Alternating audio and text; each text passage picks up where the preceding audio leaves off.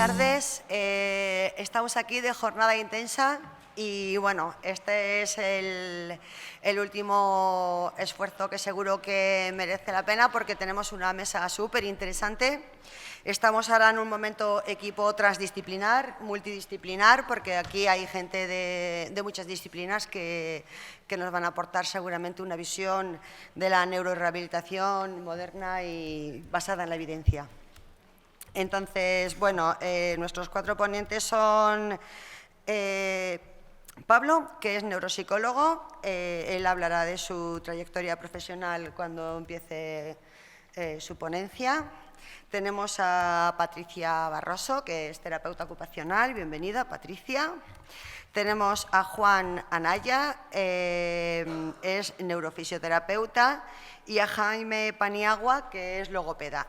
Son revolucionarios, realmente me ha costado mucho mantenerles aquí tranquilitos a los cuatro para empezar, ¿no? Me ha costado incluso saber dónde se van a poner. Bueno, ya les doy las gracias por su generosidad y les doy paso para que empiecen. El primero va a ser Jaime Paniagua. Bueno, buenas tardes a todas. Me presento, me llamo Jaime y soy logopeda. Soy logopeda en la Fundación Pita López, que está en Collado Villalba, y me dedico a la neurorehabilitación de personas adultas que han sufrido algún daño neurológico. Somos una fundación para gente que carece de recursos económicos o que a través de los recursos públicos, que ya son escasos, no tienen acceso a ellos. Entonces, la Fundación lo que intenta es ofrecerles una neurorehabilitación de calidad y de cantidad para conseguir que mejoren lo antes posible en su vida diaria. Entonces, me presento. A ver, tenemos 20 minutos cada uno, entonces yo voy a intentar ir muy deprisa. Ahí voy apoyando con imágenes lo que voy diciendo, pero yo al final luego pongo mi mail. Entonces, si digo alguna cosa que alguien ha dicho, pero ¿y esto qué dice? No os preocupéis porque me podéis escribir y yo os paso todo lo que sea, cualquier duda que tengáis, o nos tomamos una caña y os lo explico más despacio, ¿vale? ¿Por qué digo esto? Porque de la parte que yo voy a venir a hablar es como, ¿de qué le hablaba yo a esta gente? Pues si tengo la oportunidad de hablar aquí a terapeutas ocupacionales, os voy a intentar aportar cosas nuevas que hago yo en mi trabajo, porque el resto de cosas, pues te compras un libro, te lees todas las técnicas que hay de logopedia, que son muy bonitas, y las tenéis ahí y no me tenéis que estar escuchando aquí por la tarde, ¿vale? Entonces, una de las cosas que yo he dedicado muchos años de trabajo es a estudiar el alimento. ¿Por qué? Porque cuando yo estudié, bueno, yo he de decir que la palabra disfagia no apareció en mis apuntes durante 3 años de carrera, tampoco apareció la palabra terapeuta ocupacional y son de las 2 palabras que más me han aportado a lo largo de mi vida.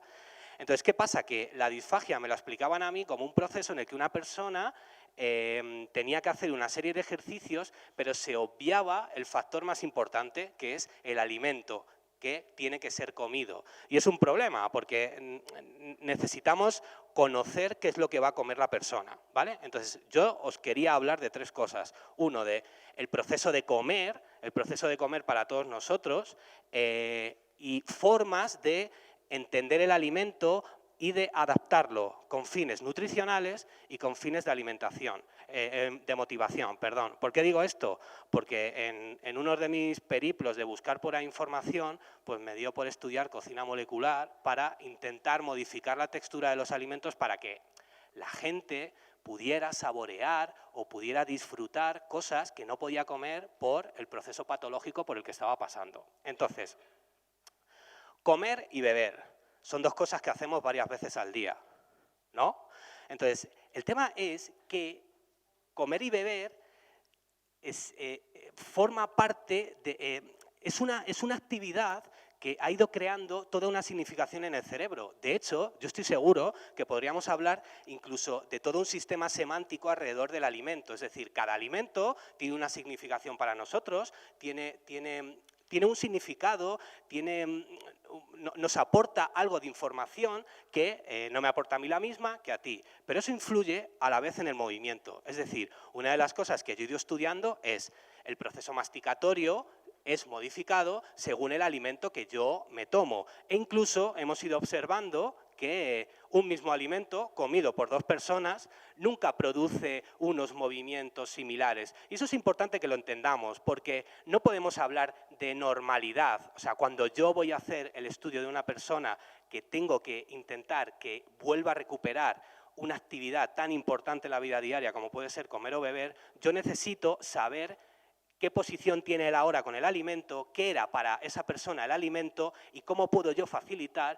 que pueda volver a recuperar esa actividad de la vida diaria. Entonces, en base a eso, es como se crean realmente los sabores. De hecho, si nos pusiéramos aquí a degustar un mismo plato, estoy seguro que sacaríamos tantas experiencias como personas. Y esas experiencias son importantes a la hora de trabajar en algo tan importante como es la neurorehabilitación, ¿vale?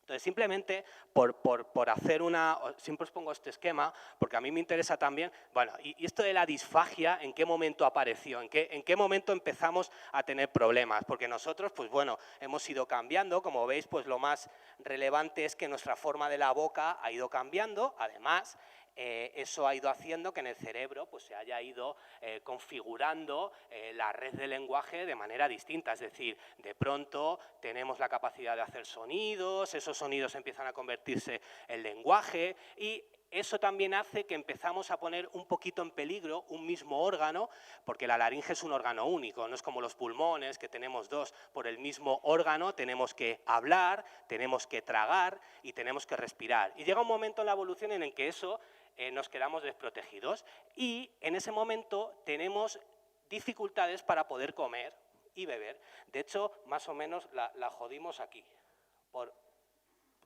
lo que veis en rojo. Entonces, en ese momento nos quedamos un poco desprotegidos, ¿vale?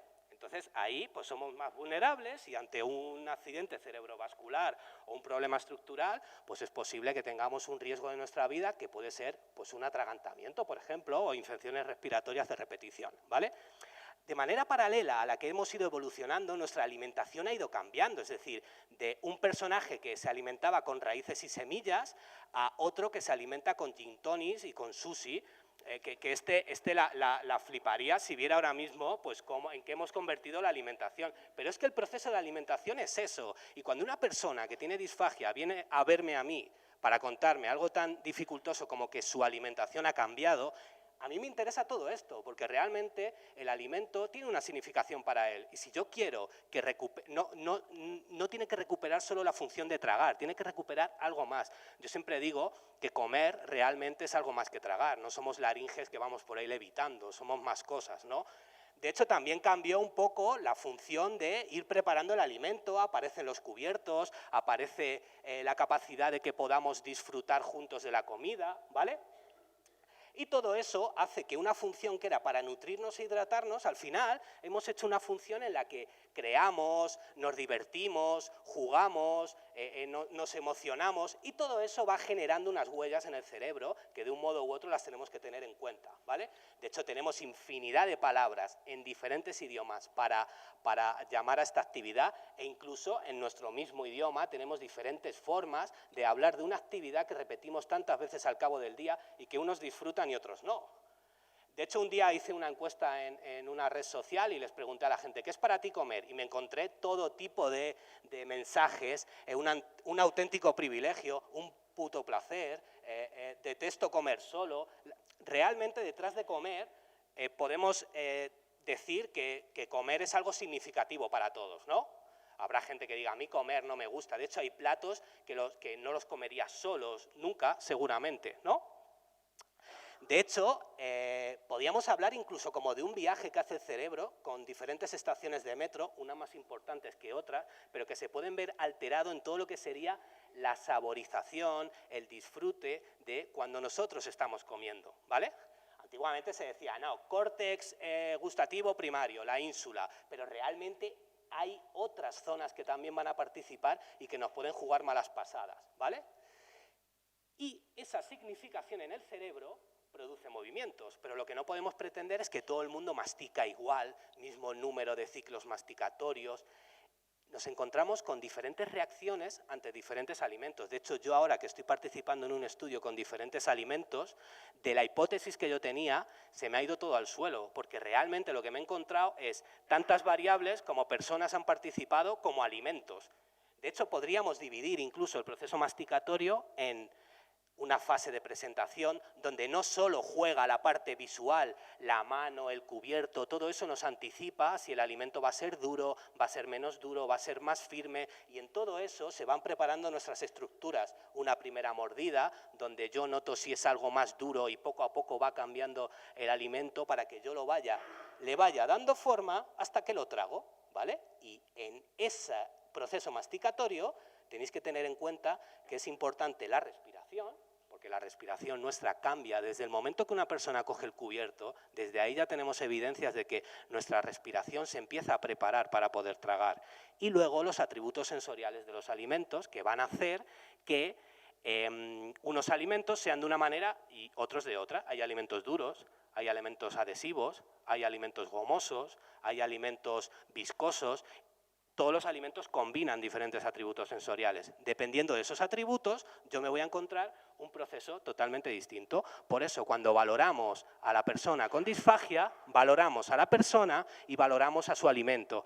El alimento que está tomando ahora mismo y el alimento que va a tomar o que tiene como objetivo funcional de su vida volver a tomar, ¿vale? Al final es como una melodía, ¿vale? Donde tiene que sonar todo. Entonces, una cosa es el sabor, que vendría referido por las sensaciones gustativas, las sensaciones trigeminales y el olfato, un olfato ortonasal y retronasal, es decir, también olemos dentro de la boca. De hecho, eso va a ser el 98% del proceso de alimentación, y todo eso va a estar dentro de lo que podríamos llamar el flavor, es decir, esa melodía perfecta que hace que disfrutemos de comer. El entorno, la luz. Hoy, por ejemplo, esta mañana nos reíamos Juan y yo porque estábamos abajo en la cafetería y siempre hablábamos de que en rehabilitación, en los hospitales, siempre estamos en el sótano. Y yo me ha tocado incluso veces en los que no tengo ventana. Y Juan me decía que ahí se notaba agobiado y que no sería capaz de comer en una cafetería donde sabe que está en el sótano o incluso en un sitio sin ventanas. Seguro que hay entornos donde vosotros os podéis encontrar más nerviosos, donde el arte de comer sería distinto, y eso seguramente acabe incluso influyendo en las sensaciones gustativas o en cómo estamos manejando el sabor de ese alimento, ¿vale? Por lo tanto, tenemos claro que una persona que tiene un problema para tragar va a tener muchísimos más problemas en una actividad de su vida diaria que se repite en infinidad de planes de su vida. Imaginaos, si tenéis disfagia o no podéis comer determinados alimentos, planificar unas vacaciones o salir a comer fuera. Ese tipo de cosas van a ir mermando la calidad de vida de la persona. Entonces tenemos que saber dónde está el problema para que esas teclas de piano vuelvan a tocar esa melodía que es comer, ¿vale? ¿Hasta aquí bien? Vale. Y de ahí viene la disfagia. Porque sabemos mucho de barreras arquitectónicas, cuando una persona tiene un problema de movilidad, ¿no? Lo de la discapacidad y déficit de movilidad está muy claro, pero hay otro tipo de barreras arquitectónicas invisibles en la sociedad que cuando una persona tiene disfagia las tiene muy claras, y una persona que tiene disfagia no tiene tan fácil ir al supermercado y hacer una compra porque muchos alimentos no sabe si los puede comer, o irse a un restaurante, por ejemplo. Entonces, es importante que tengamos claro que la persona que tiene disfagia se le van a alterar infinidad de cosas que pertenecen a lo que para nosotros es comer. Y para nosotros comer es también ir a hacer la compra, elegir el alimento, cocinarlo, y ese tipo de cosas se pueden ver alteradas, ¿vale? De hecho, una vez hicimos esto.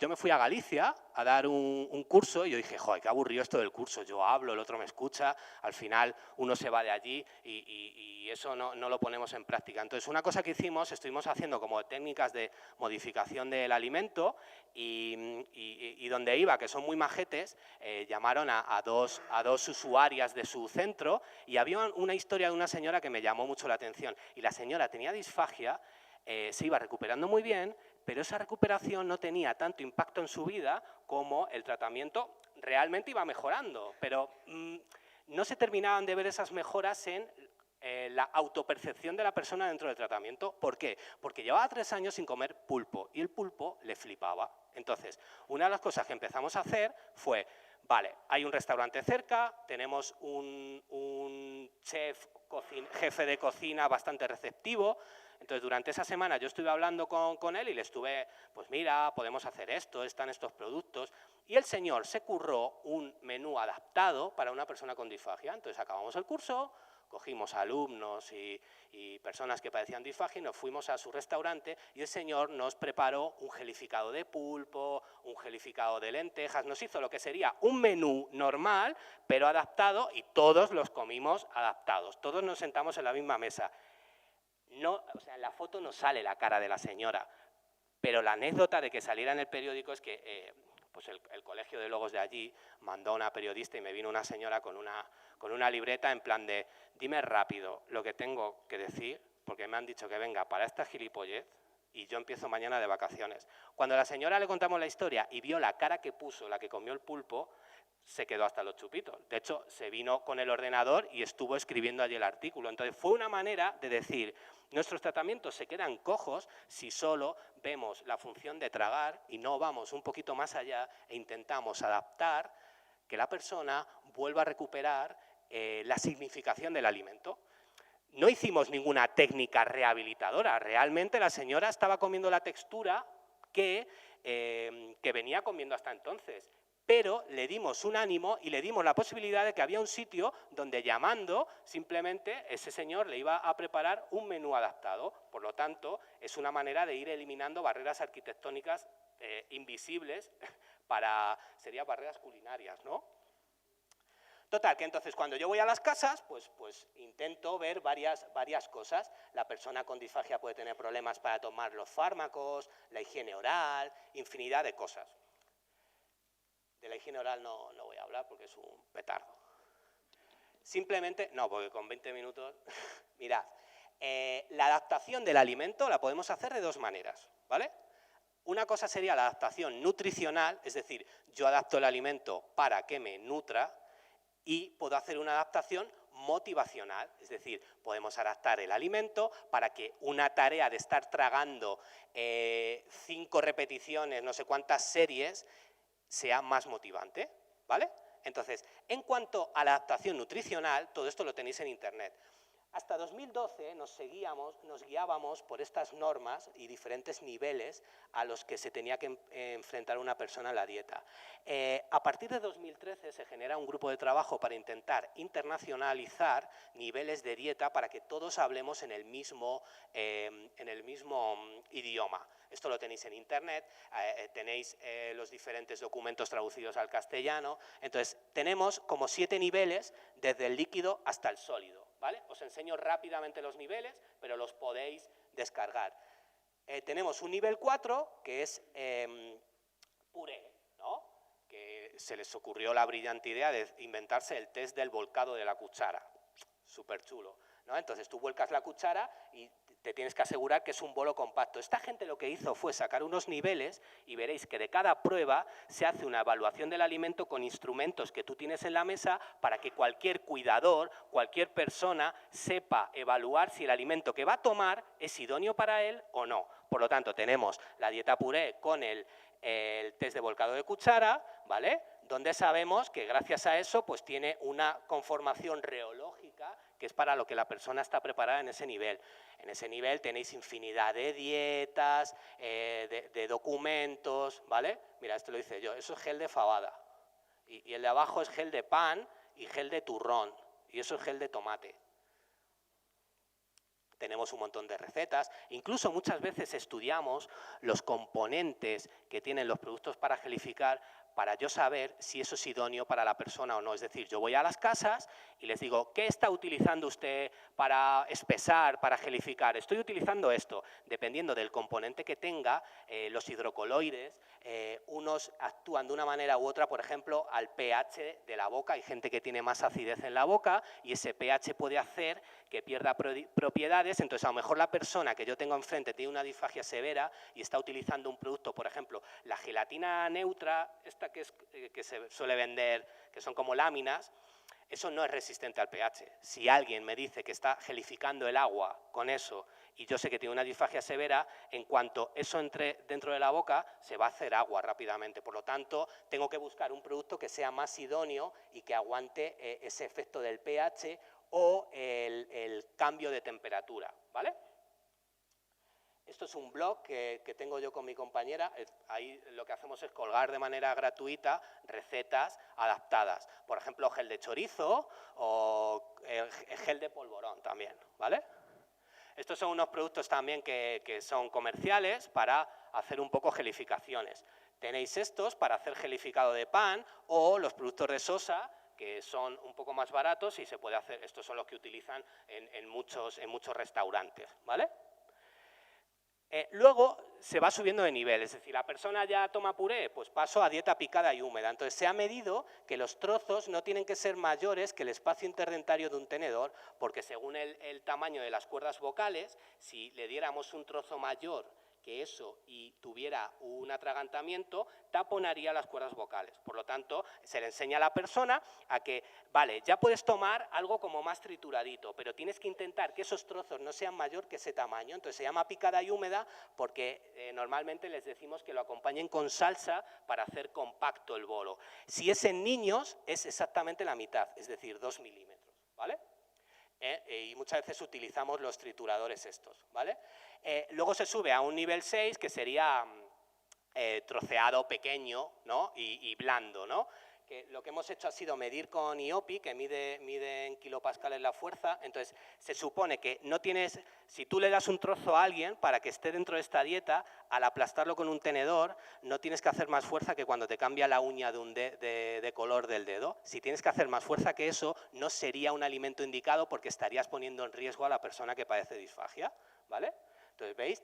Es un troceado, entonces sabemos que a ese nivel lo va a poder solventar.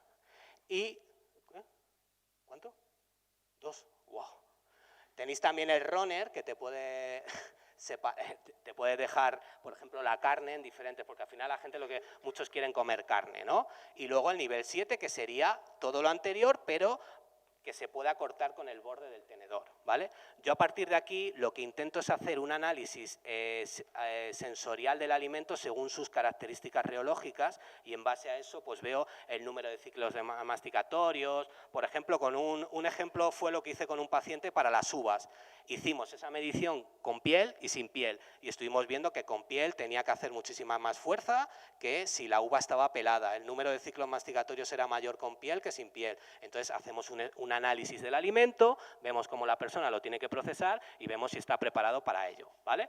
El manejo del líquido es lo mismo, ¿vale? Son unos niveles, entonces se hace el test flow, se coge una jeringa de 10 ml y durante 10 segundos se deja caer el líquido y según el nivel en el que se quede, pues es más líquido normal, tipo néctar, tipo miel o tipo pudín, ¿vale? Y estos son unos productos que son como unos sobrecitos por niveles, como los niveles anteriores. Entonces la persona con disfagia los lleva. Esto todavía no lo venden en España, es de Reino Unido, pero va a venir ahora. Entonces tú te vas al bar, te pides tu caña, te sacas tu sobre y si eres nivel 1 o nivel 2, coges tu sobre, lo echas en la cerveza y te lo deja en la consistencia. Entonces tienen un sobre para cerveza, otro para vino, otro para burbujitas, ¿vale? Claro, el caso es que la persona con disfagia recupere su vida. Y por último, adaptación del alimento con motivación, con fines motivacionales, que son las nuevas texturas. Tenemos los aireados, esto es un aire de jamón serrano, y esto es un aire de tomate, de fresa, que son como burbujitas que se supone que desaparecen en la boca, pero si dejan residuo, que es la propia saliva del paciente. Vemos si el paciente es capaz de manejar su propia saliva o no, ¿vale? ¿Esto con qué se hace? Con lecitina. Hay productos de lecitina o lecitina con maltodextrina. Compresor de aire, lo podemos hacer con pipeta de laboratorio o con piedra natural porosa. Y así tenéis 3 texturas diferentes. Si lo hago con pipeta, la burbuja es más gorda y si lo voy haciendo con piedra de laboratorio, la burbuja va siendo más pequeñita. Dependiendo de cómo maneje la saliva al paciente, utilizaré una técnica u otra porque dentro del aireado le puedo dar sensaciones trigeminales distintas, ¿vale? Esto es un aire de vino, además ahí tiene como con aroma de queso manchego, ¿no? Porque en mi pueblo se lleva mucho lo de la tapa, ¿no? Entonces combinamos vía orto y retronasal, olor y sabor, ¿vale? Esto sería espuma de Coca-Cola con aire de limón, porque yo tengo un colega que le mola mucho la rodaja de limón y si no, no se toma la Coca-Cola, entonces con el aire de limón le da un toque más especial. Y luego tenemos las espumas que se hacen con sifones, ¿vale? Y tenemos, veis, esto es una espuma de chicle. Esto es una espuma de uva, y un gelificado de turrón. ¿Por qué? Para adaptar que una persona con disfagia pueda participar en tomarse las uvas, ¿no? Entonces, en la textura espuma, si la podía manejar, preparamos las 12 uvas para las 12 campanadas y nos echamos unas risas. Propuestas para la sociedad, menú adaptados en restaurantes, máquinas de vending que puedan adaptar en centros sociosanitarios para que una persona con disfagia se tome un café en consistencia a miel y no pasa nada, zonas especializadas de supermercado que, por ejemplo, las tenemos para snack de insectos y no las tenemos para personas con disfagia, menús inclusivos en casa, que no pasa nada porque adaptemos nuestro menú y comamos de vez en cuando un puré, o acceso fácil y económico a los productos. A lo mejor podemos empezar a financiar productos aptos para que las personas con disfagia salgan de su casa. Al final, ¿qué tenemos que hacer? Somos como un fármaco, es decir, dentro de nuestra capsulita vamos a meter diferentes técnicas para que la persona se la tome durante el tiempo necesario y se haga un tratamiento, cuanto más motivacional sea y teniendo en cuenta el alimento, es decir, la función se trabaja con la función. Si yo quiero que una persona coma mejor, tendré que trabajar con alimento, ¿vale? Objetivo final, recuperar un sitio en la mesa. El objetivo será que trague mejor, pero tenemos que ir un poquito más lejos. Si conseguimos adaptar el alimento, conseguiremos que la persona, las tareas que le damos tengan más impacto dentro de su vida diaria. Siento haber ido tan deprisa. Os dejo, mira, mi correo es el de abajo. En el medio tenéis el blog con las recetas. Y luego el otro es un blog donde también cuelgo también cosas, ¿vale? Entonces, cualquier cosa que necesitéis me podéis escribir ahí y yo os mando los documentos de lo que hayamos hablado sin ningún problema, ¿vale? Damos paso a Patricia Barroso, terapeuta ocupacional. Bueno, pues nada, yo soy Patricia Barroso, terapeuta ocupacional. Algunos me conocéis, a otros no. Me presento un poquito. He trabajado en neurorehabilitación durante algunos años y en ortopedia. Los estudios principales que he hecho son esos. Y os cuento un poquito por qué he llegado a esta presentación. No quiero hablar de técnicas ni conceptos, quería ir un poquito más allá. Hace 4 años hice las maletas y me fui de España y a partir de ahí empecé a aprender muchas otras cosas que no son solo terapia ocupacional. Y me gustaría hacer una reflexión aquí con vosotros de cara a lo que creo que debemos cambiar para cambiar nuestro futuro dentro del sistema de salud, como individuos, como colectivos, como empresas. Lo que últimamente yo siempre veo en nuestro entorno, en terapeutas ocupacionales, en neurorehabilitación específicamente, es que normalmente tendemos a hacer siempre lo mismo. Buscamos siempre la receta mágica que nos haga, tengo un paciente con X características, ¿qué tengo que hacer? Pues he de deciros que esto no funciona. Cada paciente, cada usuario es un mundo diferente. Creo que tenemos que ser suficientemente inteligentes para cambiar nuestra estrategia según la persona que tengamos enfrente. En mi experiencia en el extranjero he tenido que lidiar con usuarios de diferentes países, religiones, que ha sido todo un aprendizaje, desde personas musulmanas, personas de hindús. Creo que todo esto también tenemos que tenerlo en cuenta a la hora de intervenir. No es lo mismo. Con esto de think outside of the box, quiero que tenemos que pensar también en nuevas intervenciones para los terapeutas ocupacionales. En España no se habla de la intervención en conducción tras un ictus. No se habla de, bueno, hoy hemos hablado de sexualidad, pero es un mundo muy, muy alejado de nuestra realidad diaria. Y somos terapeutas ocupacionales. En la carrera, dentro de las actividades de la vida diaria, hablábamos de la sexualidad, pero eso pasó como de largo. Se mencionaba y nadie decía nada.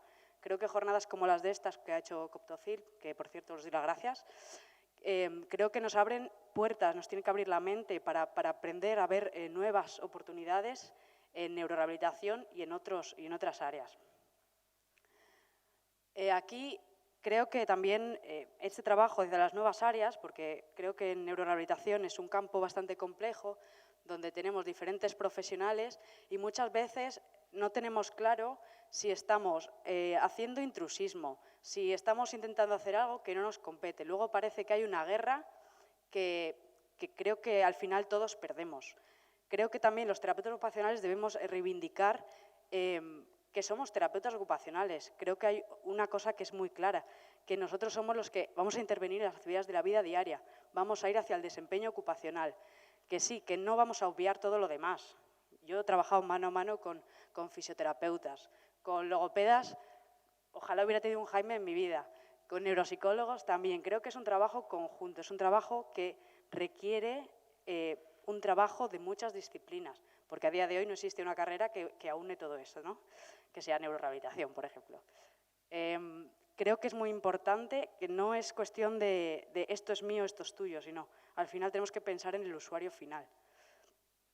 Y creo que tenemos suficientemente, o sea, nuestra función como terapeutas ocupacionales está bastante clara en este concepto y creo que debemos explotarla mucho más. Intervenciones en domicilio, la vuelta al trabajo tras una CV. Creo que hay multitud de salidas que todavía debemos explotar y valorar. ¿Qué nos diferencia? Es que hay muchos estudios que, yo sé que es un término que a mucha gente no le gusta, pero la terapia ocupacional es eficiente. Es decir, una institución, un servicio de salud, se invierte en terapia ocupacional, a la larga tiene un beneficio económico o un gasto menor. Y esto es un tema que por los terapeutas ocupacionales nunca hablamos de ello, pero el tema económico es muy importante.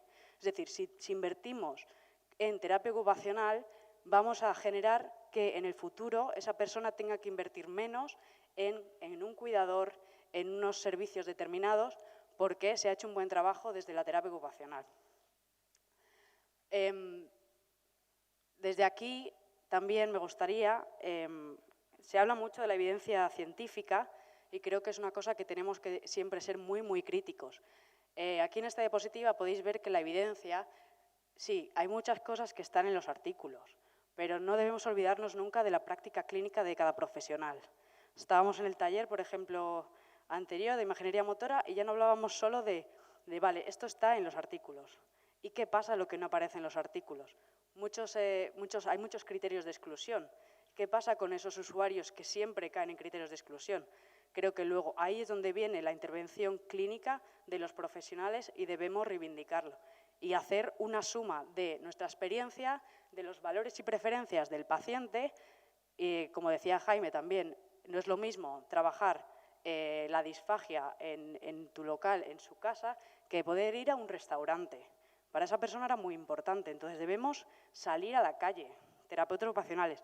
En las salas está muy bien, pero la realidad pasa afuera. Creo que esto es un salto que debemos dar. Otra de las cosas que quería transmitir y que, bueno, pues creo que es una realidad a la que todos nos damos cuenta de que está sucediendo, ¿no? Que hace 20 años las cosas no eran como hoy. En esta imagen, a la izquierda, vemos a un usuario que está solamente con un ratón intentando acceder al ordenador. Eso, hace 15 años era casi un milagro, que con un clic el usuario pudiera moverse por una pantalla. En la foto de la derecha hay un usuario que está diseñando una funda para su tablet con una impresora 3D con un pulsador. Creo que debemos aprender a adaptarnos a las realidades. La realidad cambia. Los teléfonos hace 15 años no eran iguales. Creo que debemos ser críticos con nosotros e intentar ser más rápidos adaptando los cambios. No podemos seguir haciendo lo que hacíamos hace 50 años. Que no quiere decir que esté mal. Yo no digo que todo esté mal. Pero sí que es verdad que hay muchas cosas que los usuarios demandan a día de hoy que debemos adaptarnos. Jaime, igual antes estábamos hablando, sus usuarios ahora, una de las cosas que le piden es poder utilizar WhatsApp. Tenemos que también saber trabajar estas cosas. No solamente quedarnos en lo que nos enseñaron en la universidad hace 15 años. Bueno, a mí 10. Sino que debemos ir un poquito más allá. Tenemos que ser capaces de transformarnos, de cuestionarnos, de evolucionar con la realidad que nos rodea. Si no, la realidad nos pasa de largo y nosotros como terapeutas nos quedamos en lo que pasaba en los años 80, que es lo que en muchos libros se utilizan todavía en universidades de los 80, de los 90, y estamos casi en el 2020. Creo que es importante que vayamos actualizando nuestros conceptos. Igual que decía el compañero esta mañana, que tenemos que también hacer autocrítica de que si lo que utilizamos, los conceptos que utilizamos en terapia ocupacional, tienen evidencia empírica, ¿son empíricos o son teóricos? Pues esto, lo mismo, tenemos que cuestionarnos constantemente dónde queremos ir y qué está pasando a nuestro alrededor para adaptarnos y dar realmente soluciones a los usuarios. Para ello, creo que es muy importante participar e involucrarse en organismos, asociaciones, cualquier organismo que pueda cambiar algo. Aquí tenemos Coptocil, el domingo hacen cambio de junta. Por favor, que alguien salga, que tenemos que luchar por la terapia ocupacional. Yo aquí soy un guillo para vosotras, que es muy importante. Queremos el cambio, pero desde mi sofá. No, el cambio se sale a la calle. Vosotros lo sabéis, ahora hace poquito, el año pasado, creo que fue la manifestación que salieron todas las mujeres a la calle. ¿Cómo se cambian las cosas? En tu casa no se cambia participando, uniéndote. Me da igual si es Coptocil, bueno, no me da igual, Coptocil sí, si eres de Castilla y León, si no de la comunidad que toque. Pero cualquier asociación, organismo, que puedas hacer un cambio, creo que es muy importante involucrarse. Que sí, que te gastas tiempo, sí, ¿y qué? Mejoramos nuestras oportunidades. Si nadie nos ve, jamás nos darán una oportunidad. Lo mismo, Twitter, que sí, ¿es una red social? Sí, pero gracias a eso tienes un impacto. Puedes realizar cambios, puedes conseguir que gente sepa qué es la terapia ocupacional y qué puedes ofrecer desde terapia ocupacional en el ámbito sexual, en el ámbito del autismo, en el ámbito de la neurorehabilitación.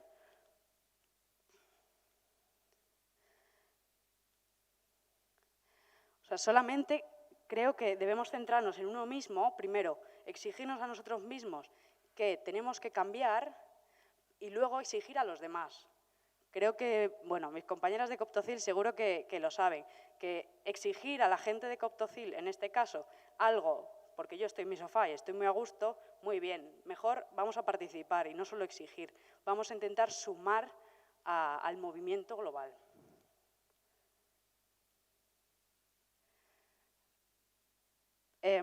Yo no sé si me estoy yendo mucho por las ramas, pero es que quería transmitir esto desde mi experiencia porque creo que somos los primeros que tenemos que cambiar para que pueda cambiar lo que nos rodea.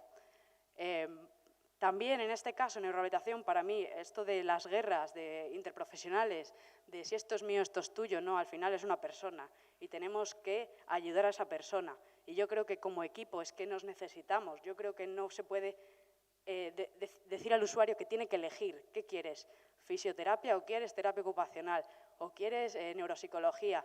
Creo que esto es muy duro, creo que se tiene que hacer una intervención mucho más interdisciplinar donde de verdad vayamos con el objetivo de ayudar al usuario, en donde necesitamos estar juntos como equipo, como colectivo de terapeutas ocupacionales, como colectivo de especialistas en neurorehabilitación.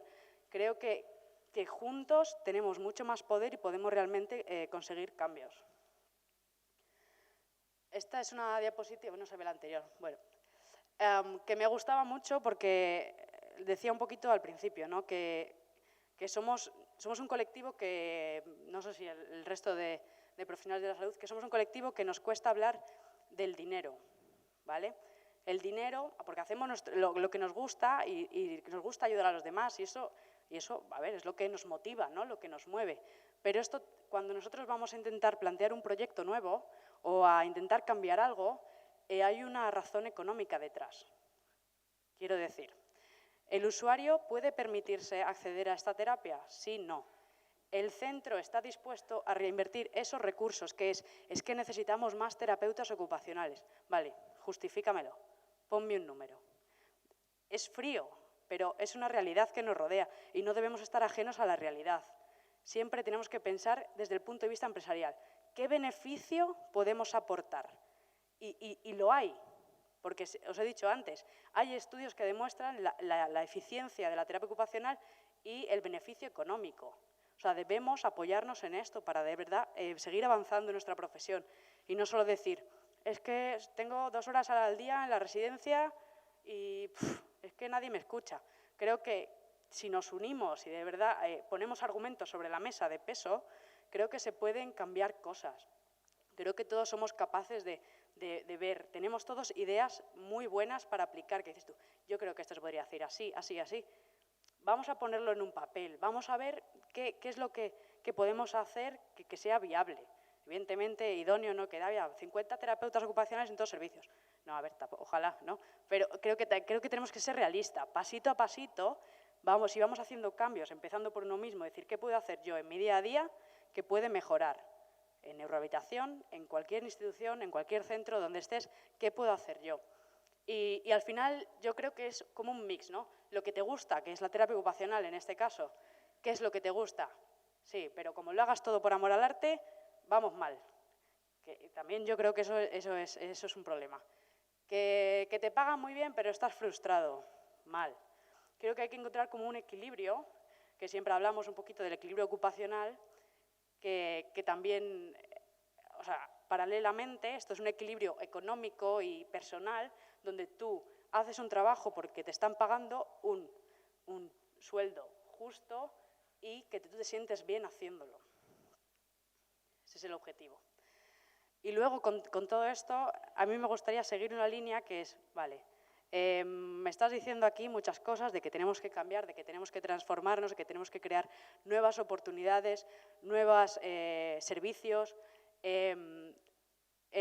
Hace, no sé el mes exactamente, con Rubén Serrano, que está por ahí atrás, lanzamos una encuesta en Twitter muy curiosa, que era sobre el emprendimiento en terapeutas ocupacionales. Siempre habíamos dicho que nosotros pensábamos que el terapeuta ocupacional era más de mejor trabajo para otros, ¿vale? Y la verdad que nos sorprendió mucho, primero, la participación, porque conseguimos que 573 personas participaran en la encuesta en Twitter y conseguimos estos resultados. Si os fijáis, tenemos algunos ya que tienen sus empresas, pero más del 60% les gustaría o potencialmente les gustaría tener su propia empresa o desarrollar su propio negocio. A mí esto me sorprendió porque normalmente siempre mi perspectiva era que la mayoría de la gente prefería trabajar para otros, ¿no? que esto era un problema. Pero sí que nos encontramos con una limitación, que la mayoría de la gente dice, yo tengo una idea, pero no sé cómo llevarla a cabo, no sé qué pasos dar. Y nos encontramos que la gran mayoría de la gente que dijo que sí, que se lanzaría a hacer un negocio, la mayoría de la gente no sabría cómo ni empezar, ¿no? Y luego, otra parte inteligente que dice, vale, no tengo ni idea, yo contrataría a otra persona que me ayude a gestionar todo este proceso. Pero vemos que hay una falta de formación en qué necesitamos para emprender o qué necesitamos para llevar a cabo nuestra idea. Dentro de este grupo de la encuesta sí que teníamos un grupito de personas que ya habían emprendido, que ya tenían su propio negocio. Y estas son las motivaciones que les llevaron a lanzarse a esta aventura, ¿no? El ser tu propio jefe fue una motivación muy grande y la satisfacción profesional. El poder hacer lo que de verdad crees que debes hacer.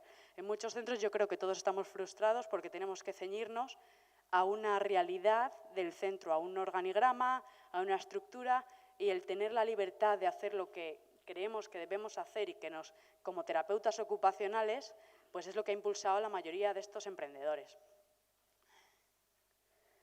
Y lo gracioso fue que todos estos emprendedores, casi un 90%, animaba a emprender. Yo la verdad que a mí me gustó mucho este sentimiento de decir, vale, o sea, hay gente que emprende y de verdad ha valido la pena todo el esfuerzo, todo el sacrificio económico, todo el esfuerzo de tiempo, de idea, de lanzarte a la aventura. Creo que aquí deberíamos reflexionar de que debemos lanzarnos a la aventura, pero no lanzarnos a ciegas.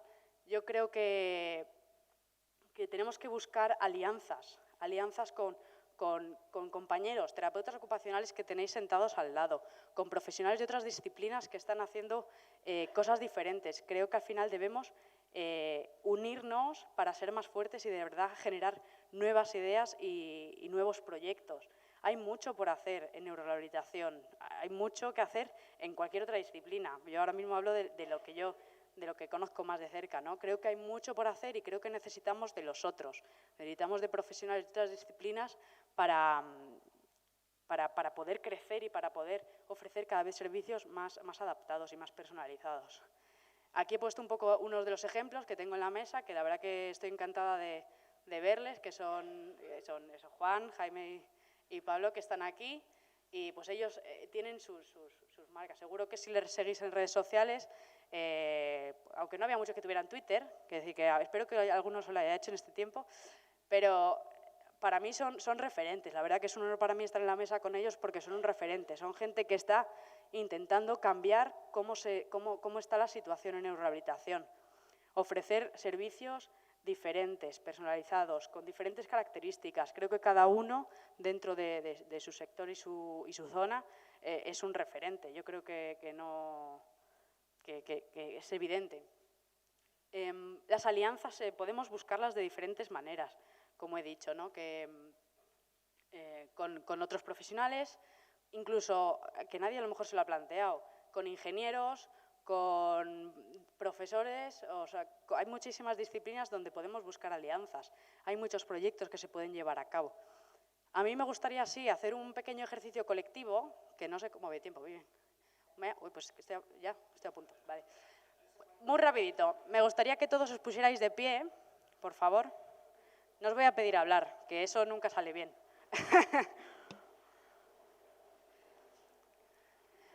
Me gustaría que se quedaran de pie las personas que alguna vez han pensado en desarrollar una empresa, en desarrollar un proyecto.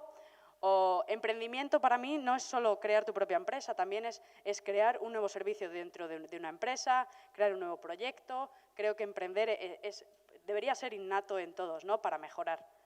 Y ahora me gustaría que se sentaran las personas que jamás lo han planteado y ni que se les pasa por la cabeza. Todos. ¡Ay, qué bien que me haya salido! ¡Qué bien me ha salido la encuesta! Pues nada, solamente tenéis que mirar a la izquierda y a la derecha y ahí tenéis compañeros que estarían encantados de sacar algún proyecto adelante, que creo que debemos todos lanzarnos un poquito más, que sí, que es una aventura, pero si vamos pasito a pasito, lo conseguiremos. Y ahora que hablo de emprendimiento, diréis, vale, ¿y esta tía que me está contando de emprender? Si ella está aquí con el micrófono y no ha hecho nada. Pues solamente os quería decir que estamos trabajando en este proyecto que se llama Oteca, que es un portal de formación especializada en terapia ocupacional, que hago con mi compañero Rubén Serrano y que, bueno, que la gente que vaya al taller con nosotros mañana lo conocerá un poquito más, pero es formación online para que todo el mundo, que no tenga limitación de acceso, si vives en León, que soy yo de León, si vives en Canarias, en Valencia, donde sea, que puedas acceder siempre a la formación de manera online y contenido específico con profesionales especializados y reconocidos. Y con esto ya acabo. Gracias, Patricia. Ahora vamos a continuar con... ¿Quién va? Pablo. Venga. Con Pablo Duque, que es neuropsicólogo. Pues buena tarde y gracias por invitarme. He llegado un poquito tarde porque tener familia numerosa supone dormir fuera poco tiempo. En fin, a mí me toca demasiado dormir fuera, pero en fin, prefiero dormir fuera porque si no te subes a la cama a los 4 es horrible eso, no duermes nada, pero luego los echas de menos. Es una cosa muy paradójica, ¿no? Yo siempre digo que en las formaciones, aunque hable 10 minutos, como no voy al psicoterapeuta pues no tengo dinero, pues hablo, ¿no? O sea, me hago catarsis, ¿no? Con vosotros. Bueno, yo solo tengo 3 ideas, y por eso no pongo diapositivas. Yo no suelo poner muchas diapositivas, de hecho si pongo nunca las paso, o sea, queda un poco igual, ¿no? Entonces esas 3 ideas, porque cuando a mí me dijeron participar en una mesa de neurorehabilitación, yo cuando me invitan suelo decir que no inmediatamente. Por sistema, vamos, no porque odie a la gente, en fin, sí, que también algunos, obviamente, ¿no? En fin, pero por sistema suelo decir que no, porque uno tiene muchas cosas que hacer, la familia, etcétera, ¿no? Pero oye, vi que estaba Juan, que estaba Jaime, que en fin, son amigos míos, Patricia la acabo de conocer, no puedo hablar mucho de ella, no sé tampoco cómo será, ¿no? En fin. Pero, bueno, pues al final dije, claro, sí, terapeutas ocupacionales, por supuesto, vamos, Valladolid, eso está al lado de mi casa, eso voy ahora mismo, ¿no? Bueno, el caso es que Es verdad que suelo decir que no, pero me apetecía mucho y cuando vi neurorehabilitación dije, ¿y de qué hablamos? ¿No? O sea, me refiero, tenemos 1 hora y media para hablar entre 4 o menos tiempo, ¿no? En fin, Juan la coparía la hora y media Juan solo, ¿no? Pero, en fin, dije, habrá que hablar 10 minutos, 15 de algo, después nos preguntarán si alguien tiene algún interés.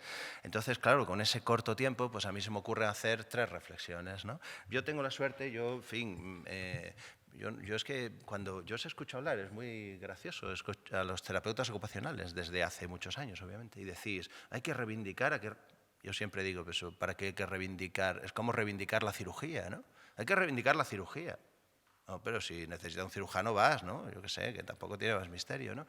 Entonces yo creo que no hay que reivindicar nada, siempre digo, no hagáis nada. O sea, si al final los que cuentan con vosotros cuentan claramente y el que no cuenta no va a contar nunca, hagas lo que hagas, vamos, eso yo lo tengo claro, ¿no? Yo en Ineuro, por ejemplo, bueno, yo soy un pringao, pero allí lo que más hay son terapeutas ocupacionales. Hay 6, yo no sé cuántos hay, 7, yo ya me he perdido la cuenta, vamos, de los que van entrando. Pero es que es verdad, el otro día vi una persona y dije, Adrián, ¿tú eres terapeuta ocupacional? Sí, sí, y dije, joder, hasta no sé la gente que entra aquí a trabajar, ¿no? Y era el último que ha entrado, un terapeuta ocupacional. Claro, pues que ¿cuántos fisios hay en Ineuro? Y hay 2 centros llenos, 2. ¿Para qué más fisios? Eso tampoco hace mucha falta, ¿no?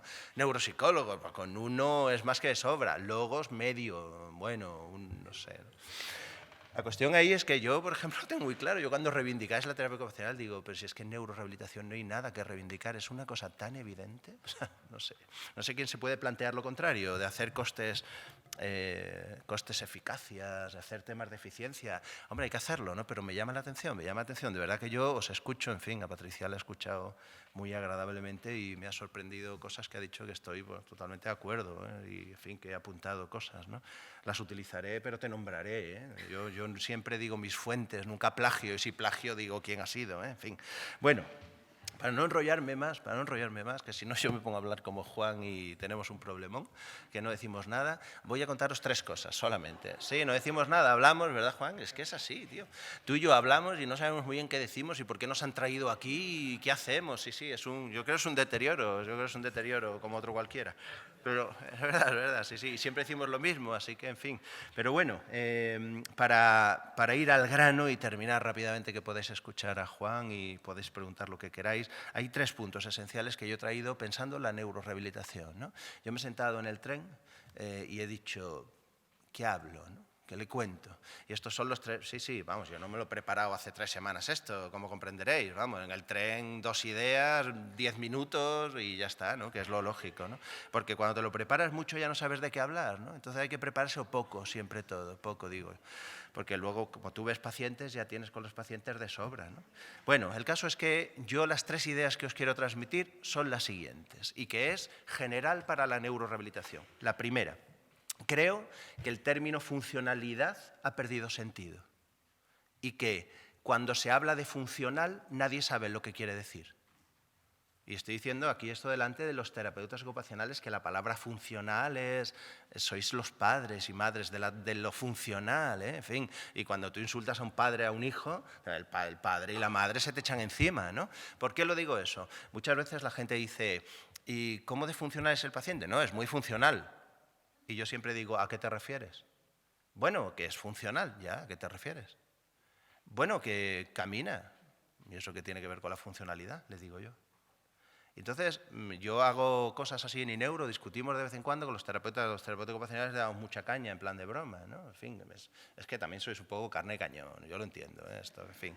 Yo, vamos, que yo os quiero mucho y es que no lo oculto, además, lo digo siempre y yo no soy hipócrita, nunca lo he sido, ¿no? Digo lo que me parece bien, lo que me parece mal, soy muy odiado, también supongo que querido, pues yo encantado, ¿no? En fin, mañana me moriré y ya está, nadie se acuerda de ti, yo qué sé, que no tiene más misterio esto, ¿no?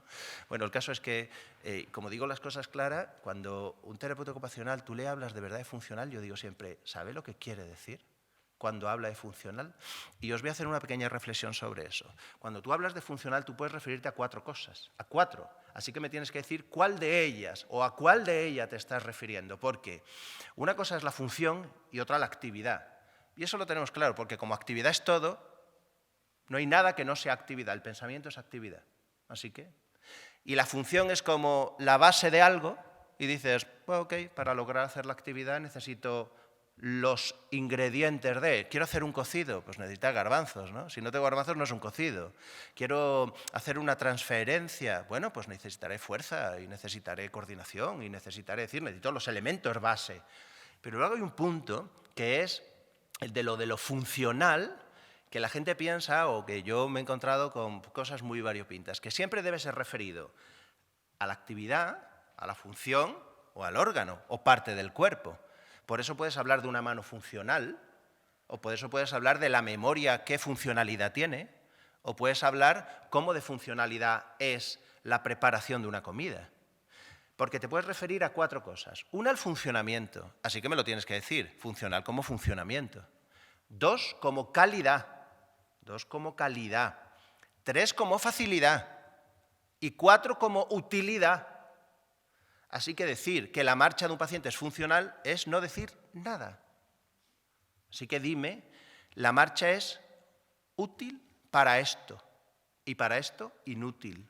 Si un paciente tiene una ataxia de Friedreich muy grave, obviamente en un estadio grave, ya en un estadio avanzado, el paciente a lo mejor logra con su ataxia, con el grado de ataxia que tiene, más un pequeño apoyo, me refiero de un bastón, no de un ser humano, desde el salón de su casa ir al baño y no necesitar a ningún ser humano, aun a pesar de tardar 5 minutos. Así que para ir al baño es útil la marcha. Ahora, dile que vamos a ir a tomar una cerveza en un bar que está a 300 metros. No será útil la marcha. Así que lo del tema de la funcionalidad, la cuestión es si os referís o si nos referimos, cuando hablamos de funcional, a calidad, facilidad, funcionamiento o utilidad. Y eso hay que definirlo. Y si no se define, y mientras no se defina, estaremos hablando en el vacío. La mano es funcional. ¿Funcional qué es? ¿Que funciona bien? ¿Funcional qué es? ¿Que es útil para llevar una silla de rueda motorizada? ¿A qué te refieres con funcional? ¿O para cortar la carne? ¿Para qué es? ¿No? ¿Y cómo de fácil lo hago? Porque puedo manejar un tenedor, pero ¿con qué facilidad? Claro, ese es otro cantar, ¿no? Así que ese es mi primer punto, ¿no? Que es el punto de la funcionalidad. Mi segundo punto es algo que me persigue a mí en mis sueños, ¿no? Desde hace tiempo, en mis traumas, ¿no? Mis traumas psicológicos no superados, y uno de ellos es la diferencia entre eficacia y eficiencia. Es decir, se nos ha pedido eficacia siempre. Cuando tú tienes espasticidad, te piden que te quiten la espasticidad. Cuando tú tienes una amnesia, te piden que te quiten la amnesia. O cuando tú no sabes hacer una transferencia, te piden que hagas una transferencia. Te piden eficacia, te piden que llegues a hacerlo. Ya sea una actividad, ya sea la función, ya sea una recuperación, me da igual, me da igual. Ahora bien, ¿eficacia a costa de qué? El punto es, no, yo voy a conseguir reducir o voy a conseguir tener, como tú tienes un arco articular de 90 grados, voy a hacerte 100 grados a costa de 4 horas de tratamiento diarios durante un año. Y tú dices, coño, qué poca eficiencia, eres eficaz en 10 grados, pero eres muy poco eficiente. O, volvemos a lo mismo de antes, yo le pido a un paciente caminar hacia allá y camina y llega, pero a lo mejor llega al final de esta sala en 20 minutos. Es muy poco eficiente, pero es eficaz, ¿eh? La rehabilitación, la neurorehabilitación, que siempre nos han pedido eficacia y ojalá la pudiéramos dar, ojalá un paciente que tuviera un cuadro parético siempre lo perdiera en el sentido de ganar a la fuerza, o un paciente con una heminegligencia visoespacial izquierda se le quitara, o un paciente con ojalá, lo que debemos ir es más a la eficiencia. Lo que tienes, cómo lo manejas. Lo que tienes, cómo lo manejas. Porque cuántas evidencias, esa palabra tan manida, hay de recuperaciones con rehabilitación. Yo ya lo digo cada vez más claro, después de 25 años, nosotros hacemos nada. Nosotros somos unos meros facilitadores, que conocemos un cerebro, cómo funciona y echamos una mano. Pero tú no eres un fármaco, ¿eh? Esto no es, tengo dolor de cabeza, me tomo paracetamol, guay, el paracetamol me ha quitado el dolor de cabeza. Esto no es así, la neurorehabilitación no es así, ojalá fuera así, ¿no? Así que para la eficiencia hay 3 puntos que son claves, que son el tiempo, la precisión y la calidad. Y esos tenemos que medirlos, salvo la calidad, que nadie la puede medir. Pero tú puedes medir el tiempo y tú puedes medir la precisión. Y mi tercer punto y con esto termino, es el punto de algo que Patricia ha dicho muy bien. A mí me ha gustado mucho cuando ha hablado de eso. Es un tema con el que yo he hablado de muchas personas, con muchas personas, perdón, que es, para que una disciplina siga el método científico, simplemente tiene que ser el seguimiento de un método hipotético-deductivo, sin más, ¿eh? Nadie está haciendo nada más. Ahora bien, tienes que tener una hipótesis razonable y cierta. Por eso nadie habla de creencias. Mire usted, yo voy a misa todos los días para que me cure de mi no sé qué. Perfecto. O sea, ¿dónde está el problema? Es que no podemos hablar usted y yo de eso. Eso es una creencia. No puede ser llevada al método científico. Ahora bien, yo puedo llevar al método científico si tocarte el hombro 3 veces al día te mejora la autoestima. O sea, eso, digo esas tonterías porque la psicología evolutiva es muy así. No, si a los niños se les dice tales cosas, los padres, y no son autoritarios, los niños saldrán fabulosamente bien. Y yo digo, coño, pasan las 24 horas con los padres, los niños, ¿no? Entonces es absurdo someter a método científico ciertas cosas, ¿no? Pero nuestras técnicas, en el sentido de nuestros abordajes, los sometemos al método científico, pues igual que se somete al método científico una cirugía o se somete al método científico un nuevo fármaco, porque queremos saber si eso funciona y si ayuda, porque nuestra ocupación, vamos, la vuestra, la mía, la de todos los que estamos aquí, que es la única, es, ¿yo te puedo echar una mano? Y si puedo, ¿cómo? Y por eso nos llenamos la boca de lo de basado en pruebas. Por eso decimos, no, no, no, yo quiero tener datos para poder decirte, mira, con esto que vamos a hacer, tengo muchas más pruebas de que vas a estar mejor, de que si no hacemos nada o hacemos esto otro, que es lo que te dice un médico.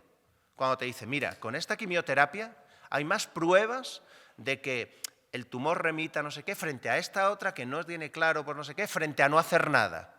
Y tiene pruebas de peso. Ahora bien, ¿cuántas pruebas podemos llegar a acumular? Con el método científico. Porque ¿cuántas variables implicadas hay que no controlamos?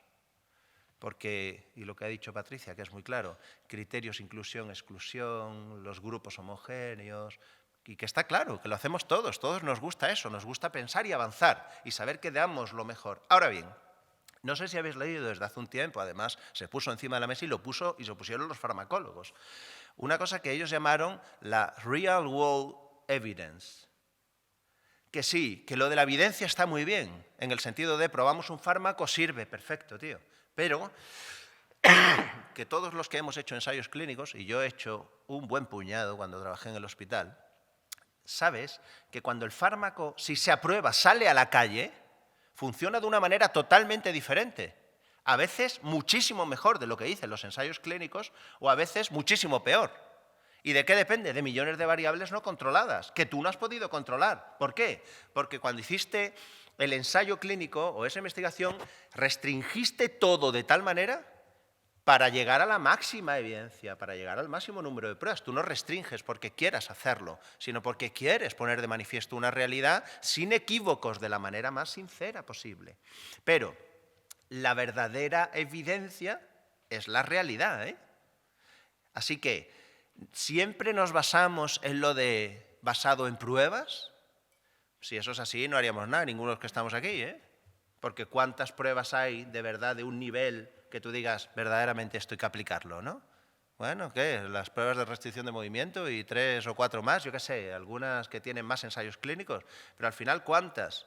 Bueno, y luego algunas cosas que se hacen que son barrabasadas horrible, ¿no? No sé si sabéis, hace poco, yo hice una revisión hace muchos años y tuve que dar un curso de los tratamientos de eficacia en la negligencia visoespacial. Y es muy curioso que uno de los tratamientos que se habían probado era a la persona echarle agua congelada en la oreja izquierda.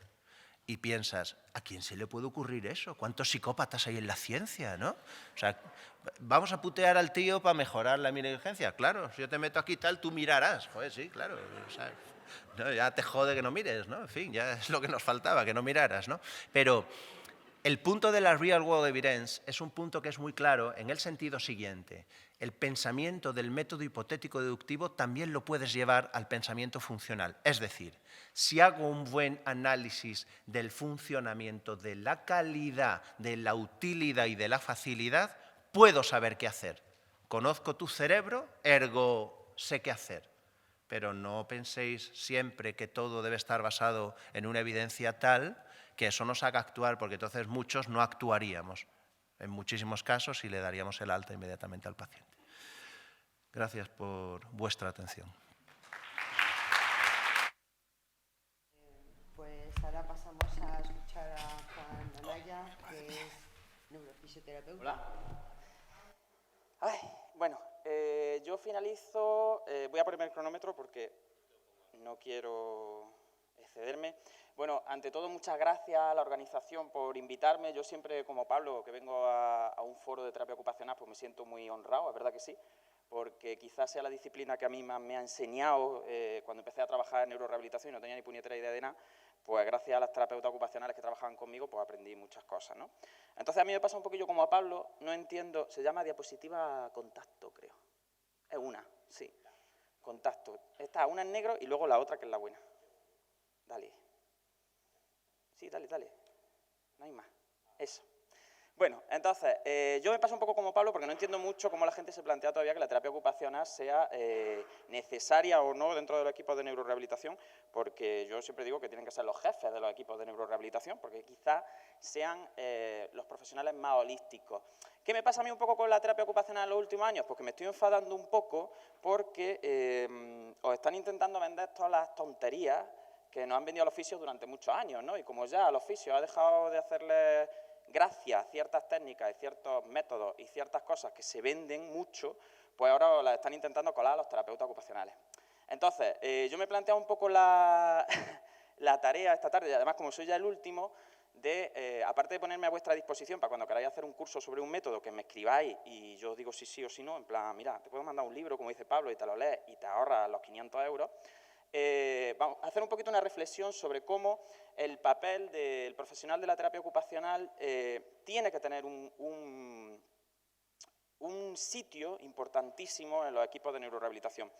No por nada, sino porque yo creo que por casualidad, no sé si fue por gracia o fue por casualidad, los terapeutas ocupacionales siempre tuvieron muy claro una cosa que a lo mejor al oficio no siempre nos faltaba, y es un poco lo que hablaban mis compañeros antes.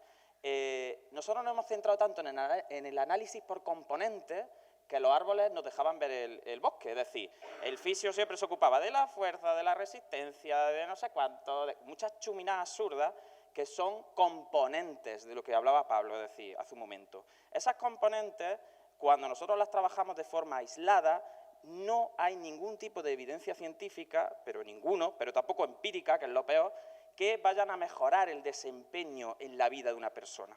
Y claro, cuando los clínicos salimos a la calle, lo que nos ocurre es que muchas veces, y esto lo comentaba también con Jaime antes, el mercado, y los que trabajamos en cosas privadas, aunque sea sin ánimo de lucro, porque al final son cosas privadas, ¿no? Y que no podemos derivar muchos millones, aunque nos gustaría para montar hospitalazos del copón, cuando te enfrentas a los pacientes de verdad, te das cuenta que los mejores rendimientos en tareas que nosotros hacemos en la clínica o que nosotros hacemos de forma analítica y que vienen muy bien evidenciadas y que vienen muy bien descritas en muchos estudios y muchos libros, luego eso en la vida real de nuestros usuarios realmente no tiene un impacto real.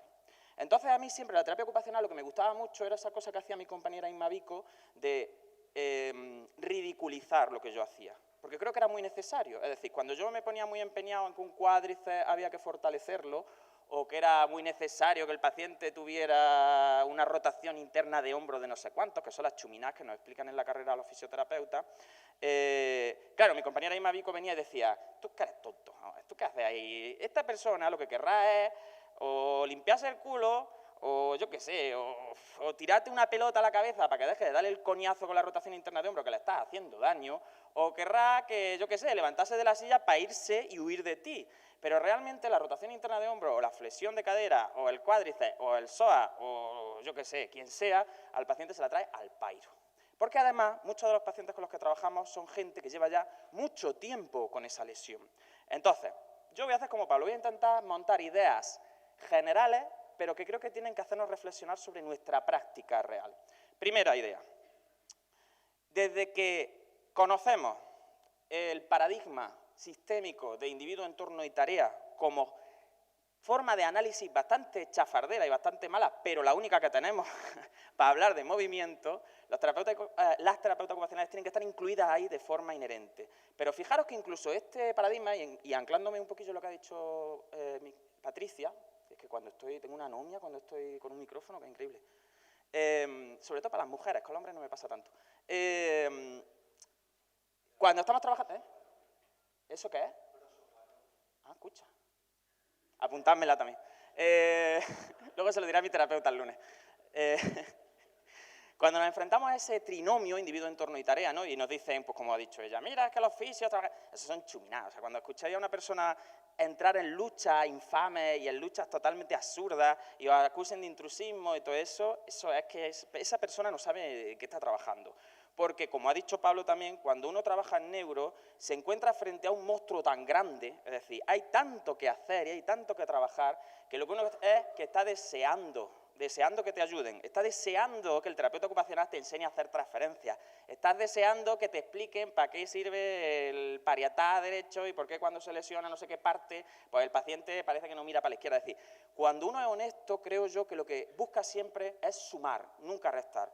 Por tanto, en ese paradigma, ese tripartito entre individuo, entorno y tarea, que es lo que define al movimiento hoy en día, fijaros que la ocupación incluso es difícil de meter. Y entonces yo creo que ahí los terapeutas ocupacionales deberían hacer una reflexión, porque la ocupación, ¿qué es? ¿Es individuo, es entorno, es tarea, es todo a la vez? ¿O no es nada de eso?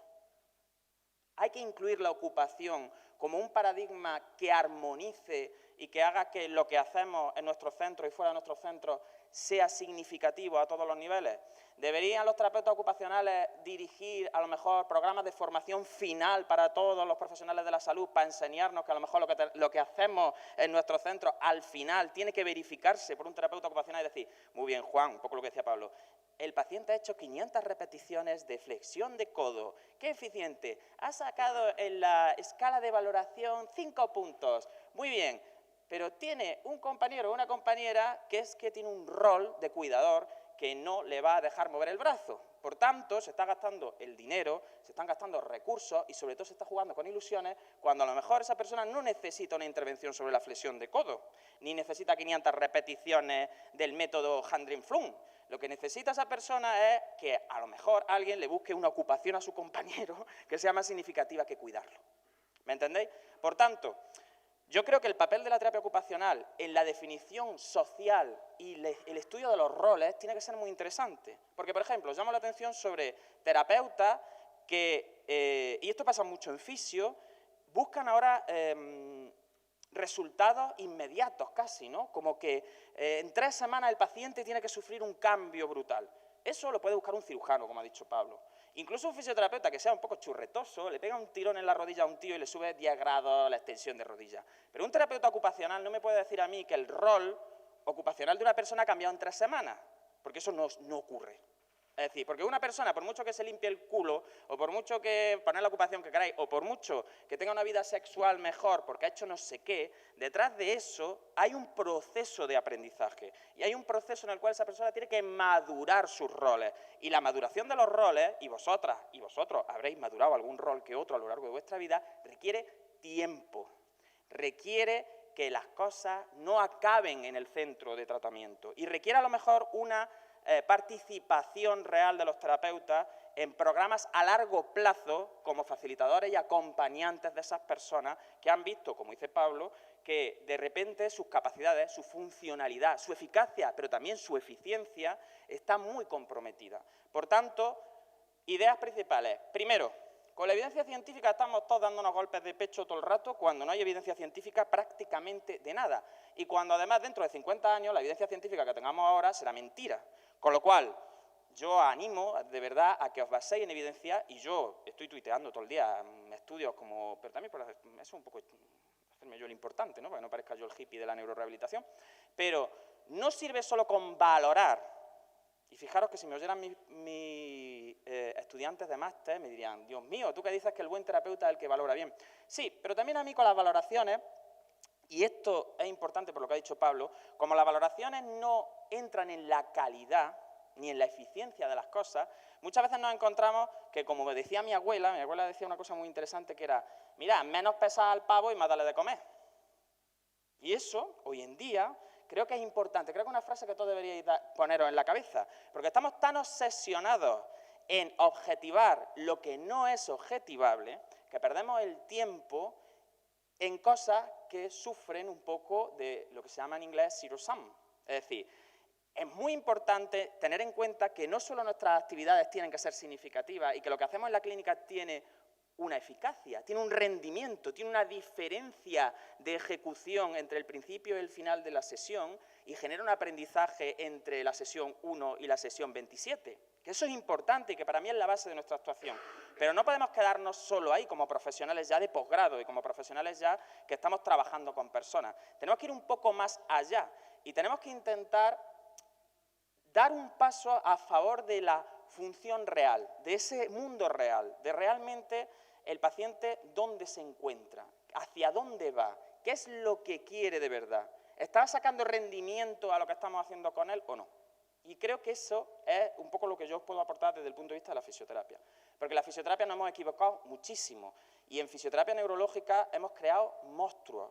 Hemos creado monstruos correctivos. Hemos creado monstruos que, amparados en la capa de la neurociencia, han llevado a cabo actuaciones de una ética, sobre todo con los niños, que es, por lo pronto, habría que ponerlo en revisión. Hemos hecho un negocio de las técnicas, hemos hecho un negocio de la neurorehabilitación como una forma de tratar personas que si mejoran es porque el terapeuta y si no mejoran es por la enfermedad. Y si van a peor es que la enfermedad es muy mala y si se han quedado igual que estaban es que somos dioses porque tienen una neurodegenerativa. Yo siempre digo que el paciente neurológico es el cliente ideal. ¿Por qué? Porque haga lo que haga y pase lo que pase con él, tú no tienes ningún tipo de responsabilidad.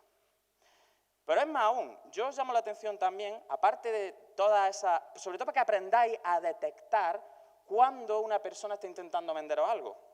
Y lo ha dicho muy bien Patricia, es decir, y Pablo también lo ha dicho, pero es que Jaime también lo ha dicho, es decir, y parece una tontería, pero lo que dicen en control motor que es, if you want walk, do walk. Es decir, la función es lo prioritario, no se puede trabajar la función desde las componentes. Y si se trabajan las componentes, luego hay que encadenar esas componentes y hay que darle una significación. Y el que pretenda hacer lo contrario estará trabajando componentes, pero nunca va a estar trabajando ocupación.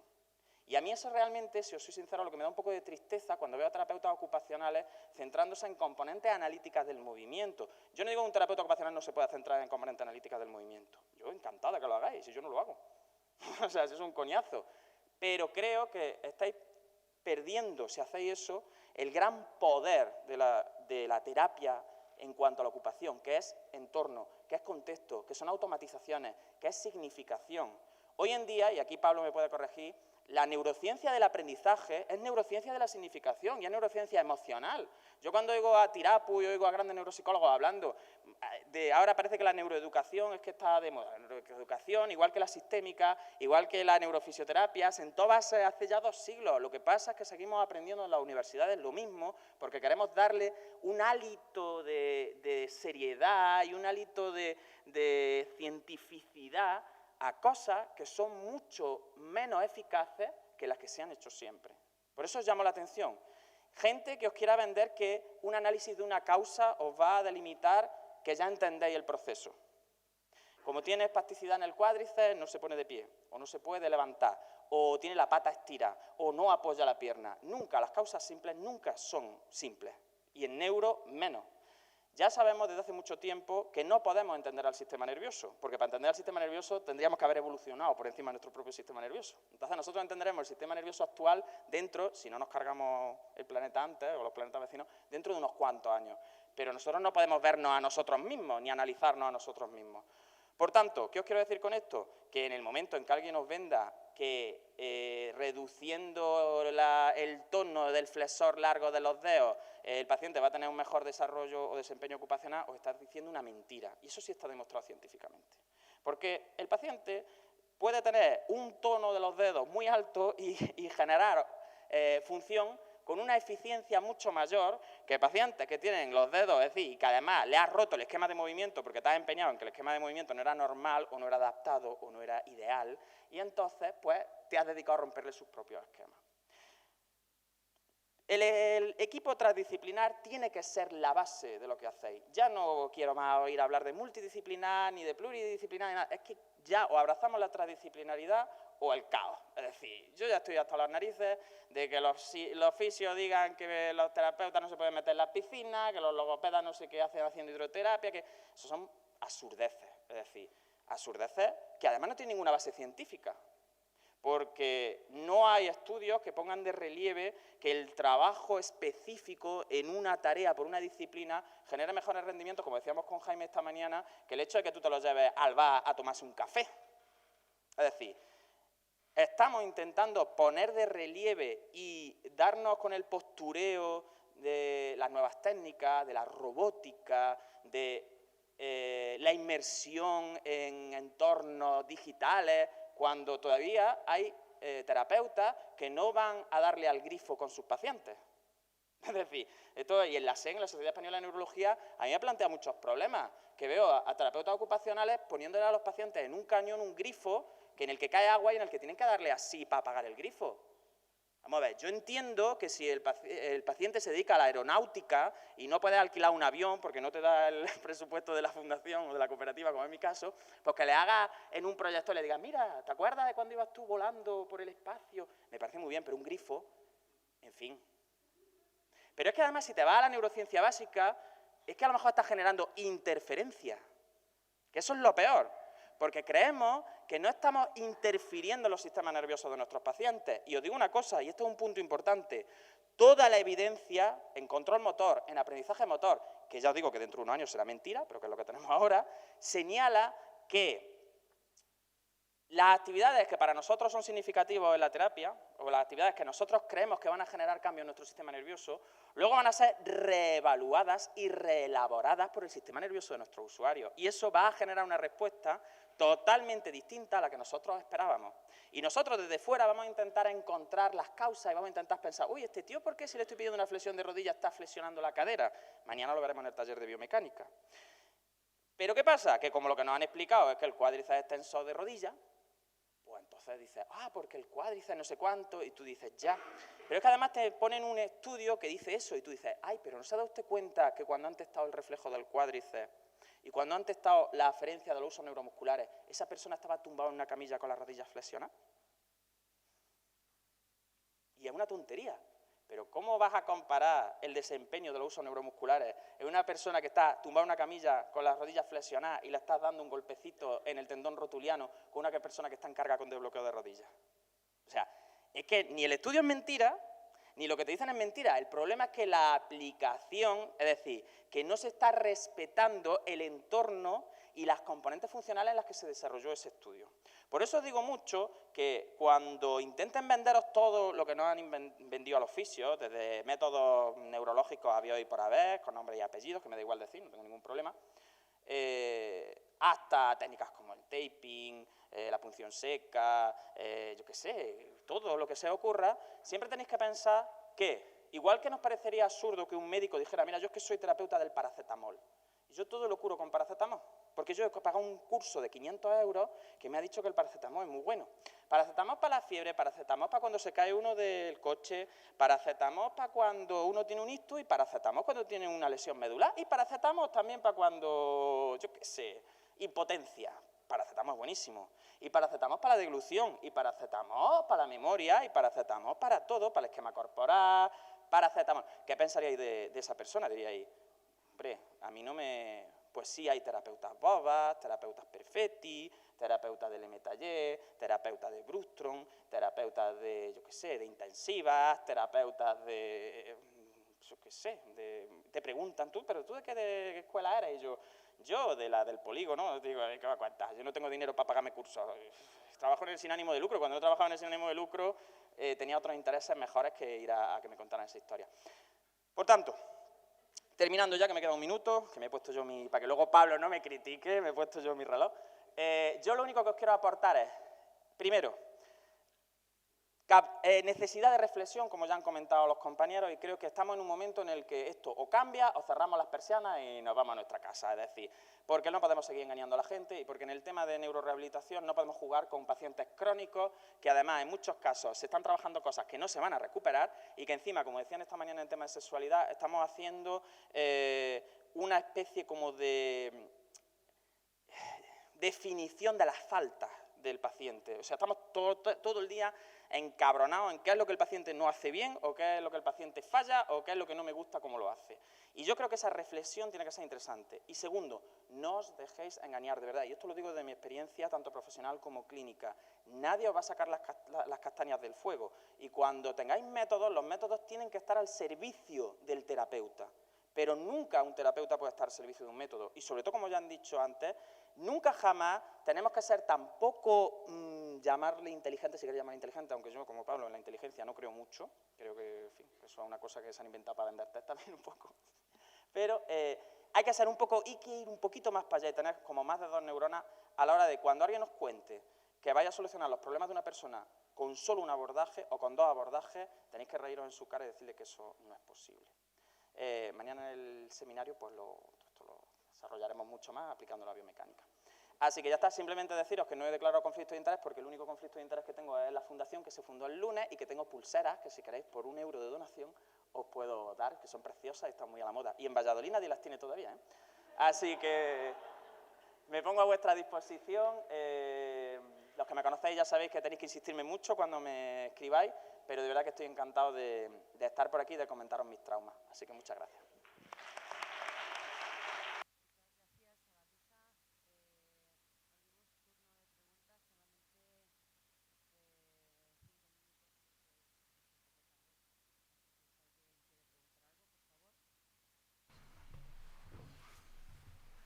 ¿Algún comentario?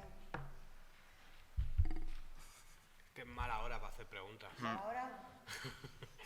Pues sin mala hora... Por ahí.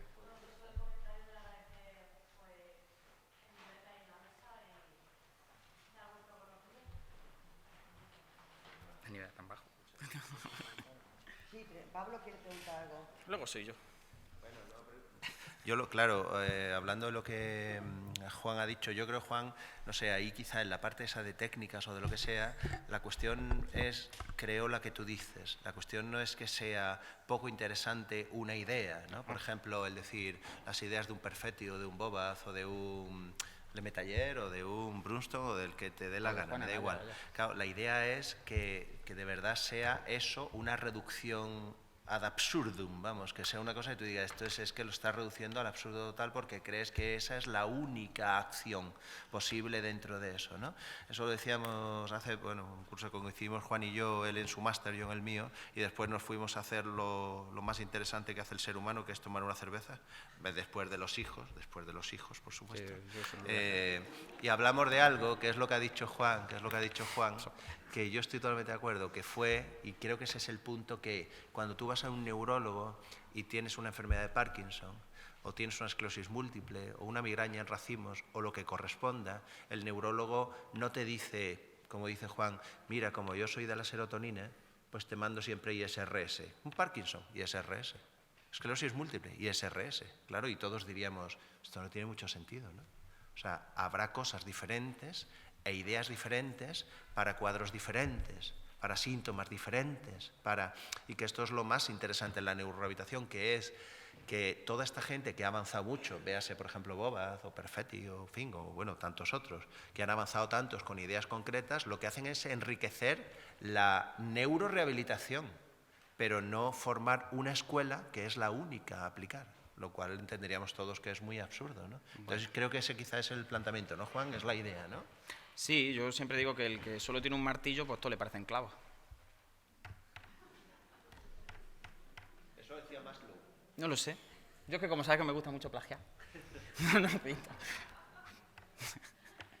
Sí, yo creo que el tema ese no es tanto... Quizás un poco la reacción es un poco más violenta contra... Vamos, violenta dentro de lo violento, que tampoco vamos a matar a nadie.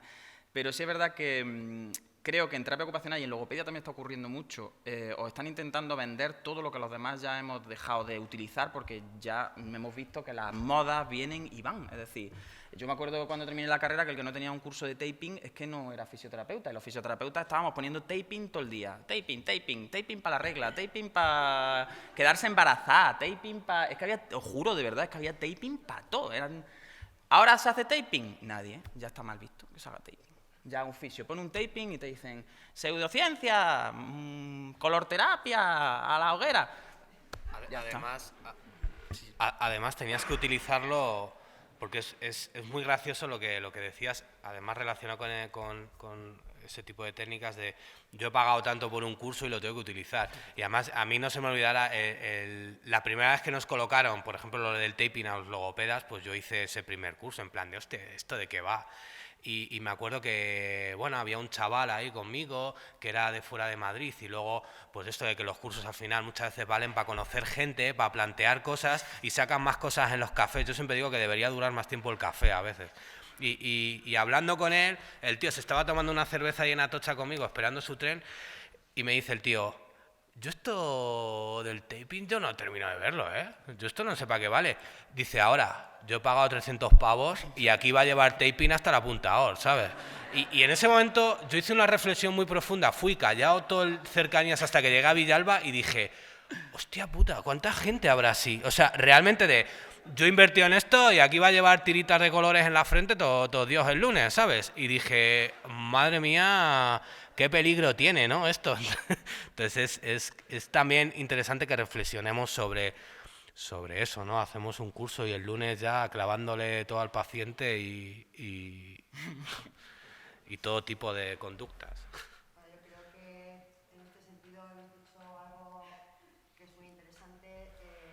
Los terapeutas ocupacionales tenemos una filosofía de valoración que es de arriba abajo, hace mucho tiempo que esto nos lo enseñan así, ¿no? Entonces, fundamentalmente valoramos las fortalezas del paciente, cuáles han sido sus actividades pasadas, cómo podemos recuperar estas actividades para el futuro, vemos a la persona desde ese punto de vista. Y bueno, yo creo que lo habéis señalado los cuatro en la mesa y que es una fortaleza que tenemos los terapeutas ocupacionales y que allí al final hay una chica que quiere hablar. No sé si. Bueno, yo nunca hablo alto. ¿Se me oye? Sí. Bueno, quería hacer un poco así, quería subrayar lo que ha dicho mi compañera Patricia respecto al juntarnos, al hacer piña, al tema de colegiarse, porque somos uno de los colegios con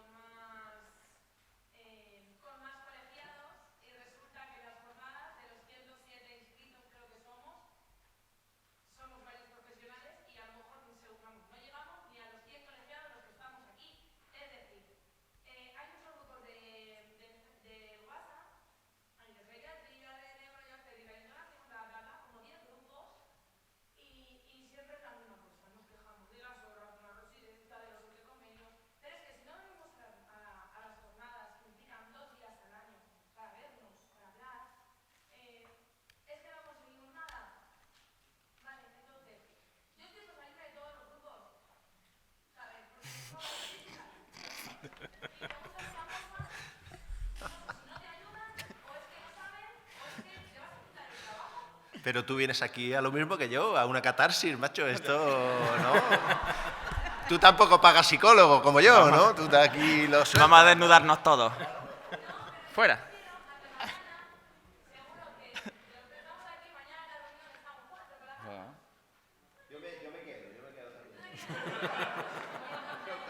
Yo también.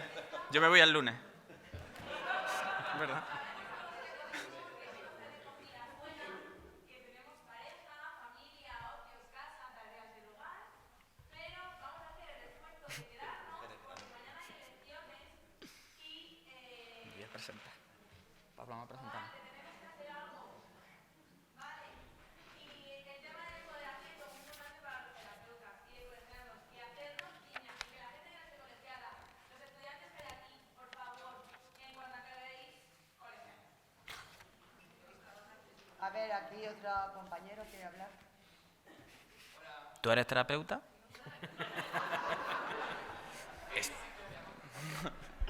Estarás colegiado, ¿no? Es alumno mío del máster de neurofisioterapia, sé que no es terapeuta.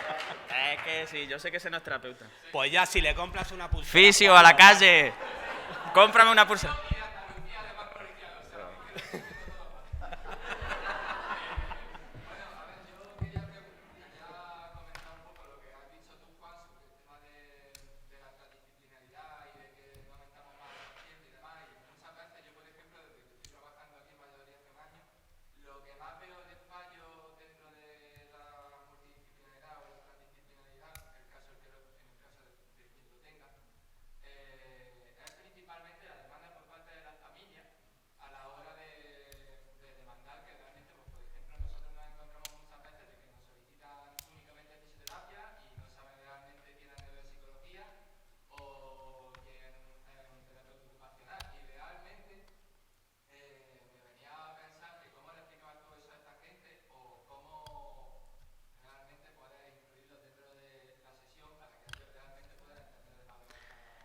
Pues mira, yo he pasado por varias fases. La primera fase era o entras o te vas. Fíjate si era radical, ¿eh? O sea, nosotros montamos la cooperativa no tiene jerarquía, y entonces pues, estábamos terapeuta ocupacional, fisio, logo, neuropsico y trabajadora social, terapeuta de familia y sexóloga, ¿vale? Porque si nosotros como fisio o como terapeutas tenemos problemas para que la gente entienda lo que hacemos, imaginaros la terapeuta de familia. No, te voy a hablar de que por todos los recursos que estás dedicando a este hijo, estás dejando al resto de tu hijo sin recursos y estás dejando a tu hijo con sus abuelos y te estás yendo al CEADA de Madrid o a la Fundación Boba de no sé qué a pagar 3.000 euros al mes cuando cobras 500. ¿Me entendéis? Es decir, ¿qué pasó en esa fase? ¿Qué creéis que resultados tuve? Que la gente me arrancaba a su hijo de los brazos y se iba corriendo de la clínica llorando. Porque muchas veces nos instituimos en adalices del cambio y queremos... Yo siempre esta discusión la he tenido mucho con mis compañeras y al final yo te estoy contestando desde mi punto de vista, ¿eh? No, esto no está estudiado ni estoy hablando con ninguna autoridad, yo te hablo desde mi experiencia. Yo siempre he dicho que el equipo es el que tiene que ser transdisciplinar, no los pacientes ni las familias.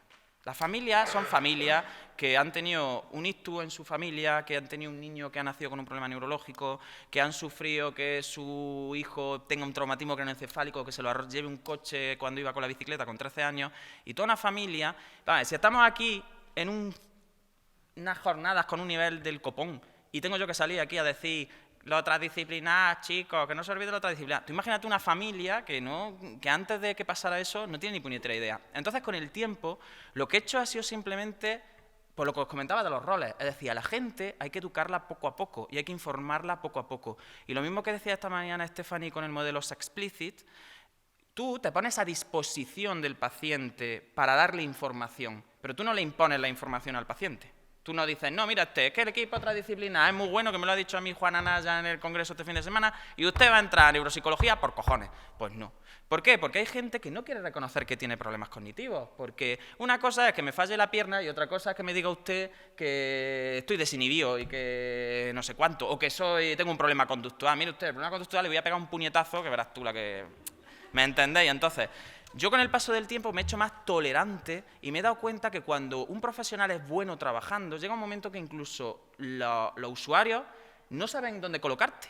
A mí hay muchas veces que dice Inmavico, yo voy a hacer pilates con el paciente y nos reímos porque a lo mejor ese paciente con Inma trabaja unas cosas que son más físicas que las que trabajo yo. ¿Pero por qué? Porque ella tiene un vínculo con esa familia y con ese paciente que hace que ella pueda trabajar cosas supervisadas por mí, que a lo mejor cualquiera que la vea trabajar dice que es fisioterapeuta.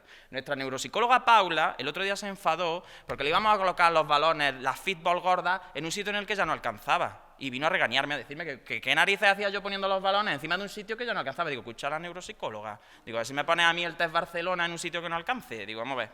Entonces, pero eso uno lo aprende con el tiempo. Con el tiempo uno se da cuenta que la lucha no es imponer y que la lucha no es demostrar y que la lucha es algo cotidiano, es algo que se tiene que hacer desde lo que comentaba también un poco Patricia, desde la eficacia. Cuando tú tienes un equipo terapéutico que es eficaz, que es eficiente, que se ven unos rendimientos, que tú ves que está implicado, como que las fronteras entre las disciplinas tienen que borrarse un poquito de cara al usuario. Luego nosotros tenemos muy claro quién es el terapeuta, quién es el fisio, quién tiene que dar las directrices en el tratamiento de neuropsicología, pero nosotros nunca jamás vamos a ir a imponerle a una persona que, mire usted, yo soy fisio y si usted me doy cuenta que de fisio tiene poco y lo que le pasa es que tiene un problema de planificación, porque...